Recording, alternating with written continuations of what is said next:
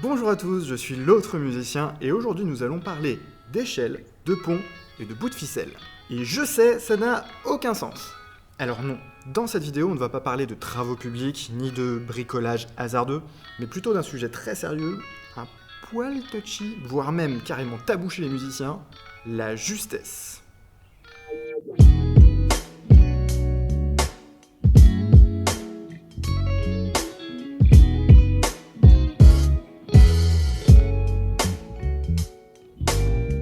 Un des souvenirs que j'ai quand j'ai commencé la musique, c'est cette grande frustration de ne pas savoir exactement ce que voulait dire jouer juste.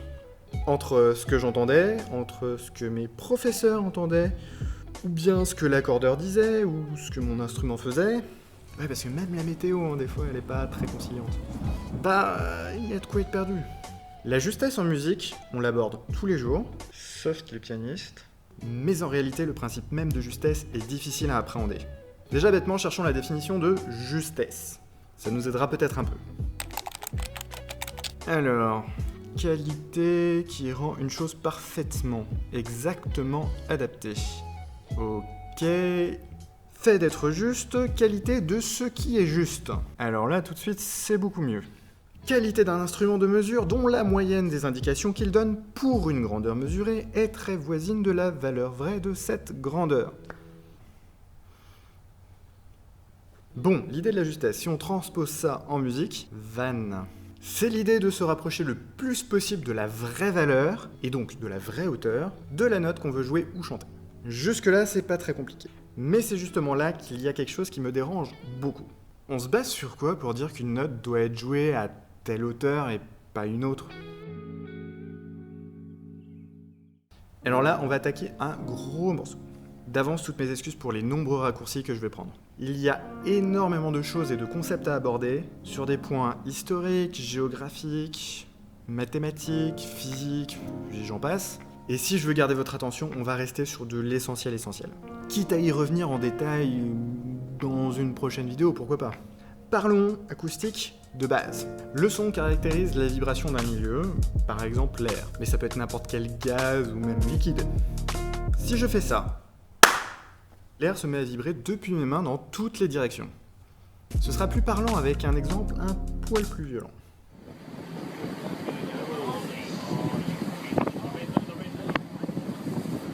Watch out for the shock, it's coming.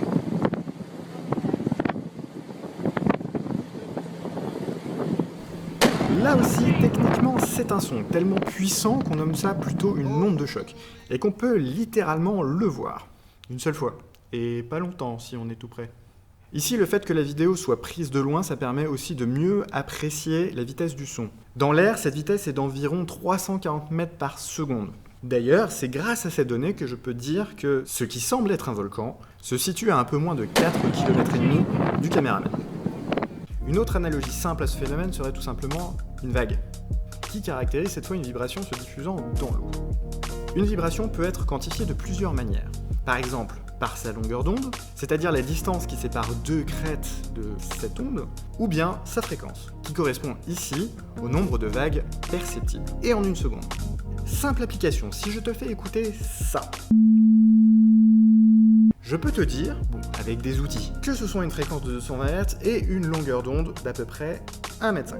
Oui, un son, c'est grand. On ne parle pas ici d'échelle microscopique, mais d'échelle macrométrique. Là, on est encore dans un beau monde théorique. Ce que je vous ai fait entendre, c'est un son pur. Ça veut dire qu'il n'est composé que d'une seule fréquence, de 220 Hz. La plupart des sons qu'on entend dans la nature sont des sons complexes. C'est-à-dire qu'ils sont composés d'une multitude de fréquences et souvent imbriqués de manière complètement chaotique. Ça, c'est plutôt chaotique comme son. Mais il existe une sous-catégorie qui nous intéresse beaucoup plus. Ce sont les sons complexes périodiques. Bon, plus simplement, ceux qu'on va appeler des notes de musique, ça correspond à cette catégorie. Ce sont des sons dont les fréquences sont miraculeusement bien harmonisées entre elles. Le mot est choisi. Si j'analyse cette fois ce son-là, je m'aperçois que ce qui ressort le plus dans ce son, c'est une fréquence de 220 Hz, et donc identique à celle qu'on a entendue précédemment. Sauf que dans ce son, il existe aussi tout un ensemble d'autres fréquences moins perceptible, et pourtant bien présente, qu'on va appeler harmonique naturelle. Et ce qui est super intéressant, c'est de savoir que la première harmonique naturelle d'un son a pour valeur pile le double de la fréquence initiale.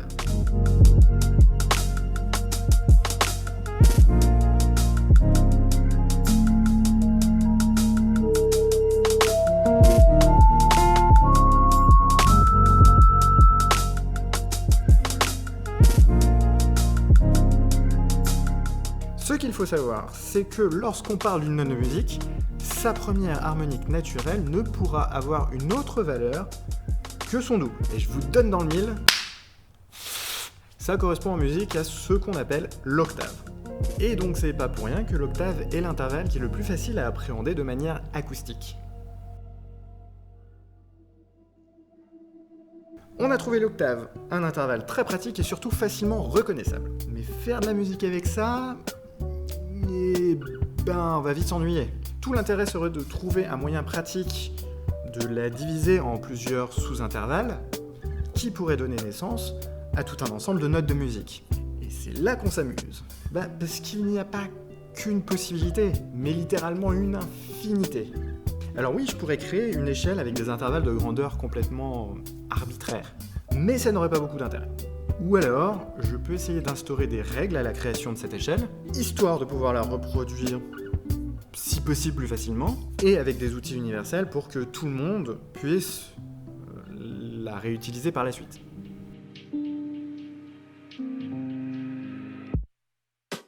Alors quand je dis mathématiques, allez comprendre toutes les mathématiques. Rien ne nous empêche d'utiliser l'arithmétique, soit la géométrie pour créer une échelle de son. Si on veut, là, on peut créer très facilement notre propre échelle acoustique.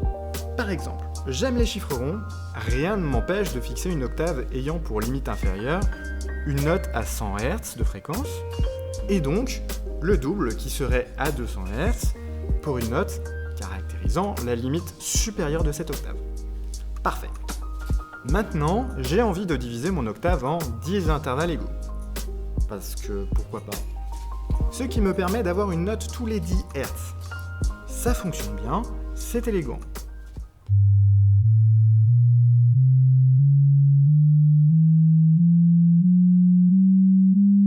Bon, mais après écoute, c'est peut-être un poil désagréable pour nos oreilles habituées à entendre d'autres échelles acoustiques. Donc ça, c'est pour la première octave. Si j'ai envie de jouer l'octave directe supérieure, je n'ai qu'à multiplier par 2 tout ce beau monde. Donc pour ma première note, je reprends la note à 200 Hz, et qui devient donc la note inférieure de ma seconde octave. C'est la même note. La deuxième note serait donc à 200 Hz, la suivante à 240 Hz, et ainsi de suite.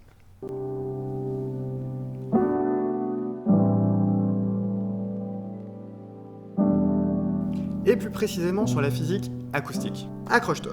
Nous avons vu précédemment que les notes de musique sont, la plupart du temps, des sons composés d'une multitude de fréquences bien ordonnées, caractérisées par une fréquence fondamentale et une ribambelle de fréquences harmoniques ayant pour valeur une multiplication par un rapport de nombre entier de la fréquence fondamentale. Voilà. Bon, je fais une pause avec les maths. L'acoustique c'est passionnant, mais c'est un domaine d'étude à part entière. Peut-être qu'un jour j'aurai l'occasion de faire une vidéo entièrement dédiée sur ce sujet-là, mais en attendant, admettons juste 2 choses. Quand j'analyse une note de musique, je sais que la première fréquence harmonique a pour valeur le double de la fréquence fondamentale, et ça, on va l'appeler l'octave. Par exemple, 220 Hz, 220 x 2, 440 Hz. Et la deuxième chose, c'est que la fréquence harmonique suivante a pour valeur 3 sur 2, donc 1 fois et demi la valeur de la fréquence initiale.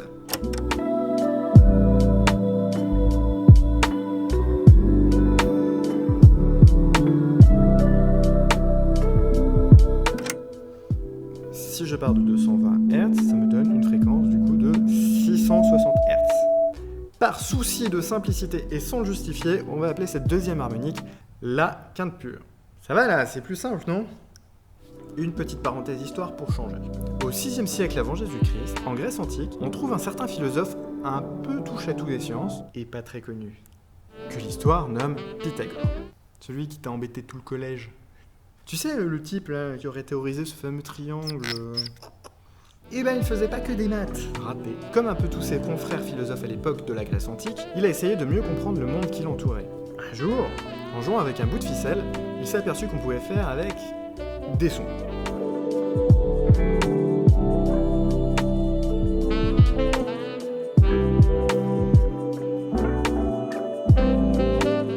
Bref, la corde. Il essaye de la diviser de plusieurs manières pour trouver des sons, et boum! À force d'essayer toutes les possibilités à différents endroits de la corde, il découvre deux sons qu'il considère comme consonants, l'octave en divisant la corde en deux, et la quinte pure en la divisant en trois. Mais c'est génial! Du coup, il y a un rapport direct entre une corde vibrante et ce qu'on peut mesurer en acoustique. Et ce qui est encore plus dingue, c'est de savoir comment utiliser cette petite connaissance dans une gamme. Admettons qu'en dehors de l'octave, il n'y a que les quintes pures que l'on pourrait apprécier. Alors, on pourrait créer une gamme tout en empilant des quintes pures les unes au-dessus des autres. Et là, retour aux maths. Si je crée un gigantesque intervalle comprenant 7 octaves, que je pose l'une sur l'autre, eh ben, je peux obtenir leur fréquence en faisant à chaque fois le double de la fréquence précédente, etc., etc. J'obtiens ce résultat. Eh bien, dans ce même intervalle, entre la note la plus basse et la note la plus haute, je peux caser 12 quintes pures. Enfin, presque. Bref, 7, 12, vous commencez à avoir des choses intéressantes, non ? Sans transition. Comme j'aime bien mettre le nom sur les choses, on pourrait, très arbitrairement bien sûr, mettre des mots comme, je sais pas, do, ré, quelque chose comme ça. Bon, plus sérieusement, ça commence à ressembler à quelque chose qu'on connaît plutôt bien en musique. D'ailleurs, je pourrais réorganiser la gamme que nous avons trouvée, remettre toutes ces notes au sein d'une même octave, par un subtil jeu de division par deux, ce qui nous donnerait ça.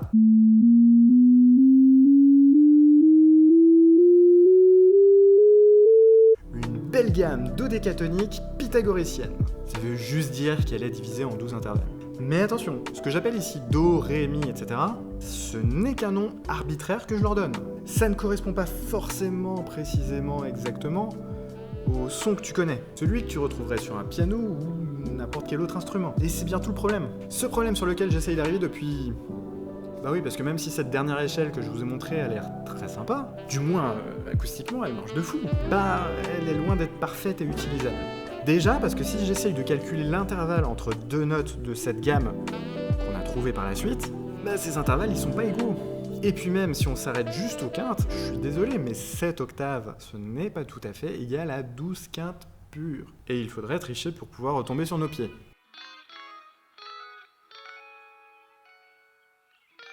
Et là j'ai un énorme souci. J'ai sous-estimé le travail que c'est de vulgariser un sujet, enregistrer, monter une vidéo, tout ça. Et même si j'ai adoré cet exercice, je vais avoir du mal à tout faire en une fois. Alors ce que je vous propose, c'est d'abord de me dire, par exemple dans les commentaires, si cette première vidéo sur le sujet de la justesse chez les musiciens, bah vous a plu, et de me dire si ça vaut le coup que je me mette au tournage et au montage d'une deuxième partie à cette vidéo. Dans tous les cas, si vous avez des questions, n'hésitez pas à les poser, je me ferai une joie d'y répondre dans les commentaires.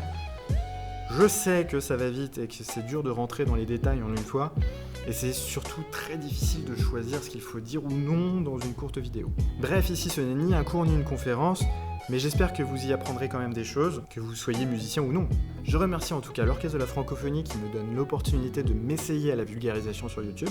Ça fait un moment que j'envisage de créer une chaîne de vulgarisation sur la musique, et plus précisément sur les codes de la musique classique en général, et accès avant tout grand public, mais aussi qui me permettrait parfois, comme aujourd'hui, d'aborder des sujets plus complexes et plus en détail. Si jamais je sors la deuxième partie de la vidéo, vous la trouverez donc sur la chaîne de l'autre musicien. Pour le moment, c'est une coquille vide, mais si vous vous abonnez et que vous activez la petite cloche des notifications, vous serez les premiers à savoir si cette chaîne a pu prendre vie. Je vous souhaite d'ici là un bon été et peut-être à bientôt sur la chaîne l'autre musicien. Ciao!